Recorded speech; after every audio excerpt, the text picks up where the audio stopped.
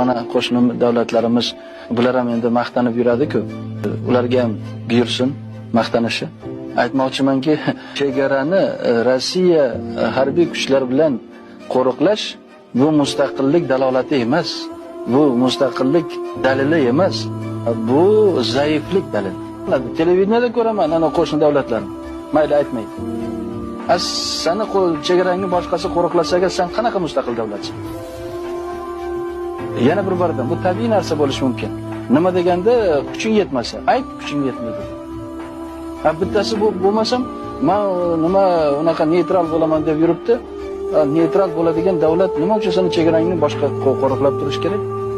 Betaraf degan davlat. Neytral endi o'zbek tilida betaraf degan. Betaraf davlatlar chet mamlakatlardan hech kim umuman o'zini harbiy kuchlarini qo'ymaslik kerak.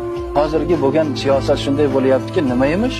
Rossiya mana shu atrofda yashayotgan davlatlarga, endi mustaqil bo'lmish davlatlarga, Birlashgan Millatlar tashkilotlarining a'zolari, teng a'zo bo'lmish davlatlarga uni chegarasini himoyalashga, qo'riqlashga yordam berarmish. Xo'p, men mustaqil davlat bo'lsam, men o'zimni xalqimga shu bizlar mustaqilmiz deb e'lon qilgan bo'lsam, o'z taqdirimizni qo'limizga olgan bo'lsak, o'zimizni iqbolimizni o'zimiz endi qanday xohlasak shunday quradigan bo'lsak, nima uchun bizlarning chegaramizni boshqalar qo'riqlash kerak?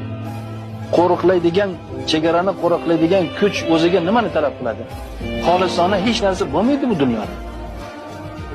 Ya'ni tekinga kelib seni chegarangni kim qo'riqlab beradi?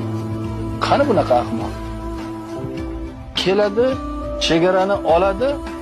Shundan keyin men aytgan gap, ya'ni bizlar dunyoga ochiq deganimiz, chetdan kelgan chegarachi, qo'riqchi bizlarni qo'riqlaydigan avvalambor o'zini qo'riqlaydi.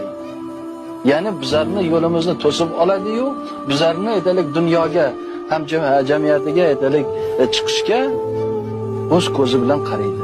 Unga agar ma'qul bo'lsa qo'yadi, agar ma'qul bo'lmasa qo'ymaydi. Bu aniq gap.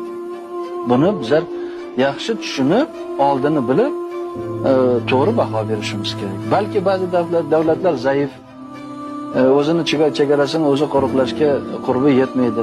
Lekin maqtanib nima qilasan bo'lmasa? Gapir bo'lmasam ochiq. Men zaifman. Men ko'p maqtanaman, katta minbarga chiqaman. Bir tomonda men mustaqil deb istiqlol yo'lida birinchi bo'lib, esingada emas, butun dunyoda birinchi bo'lib qadam qo'yayotgan deb ko'p maqtan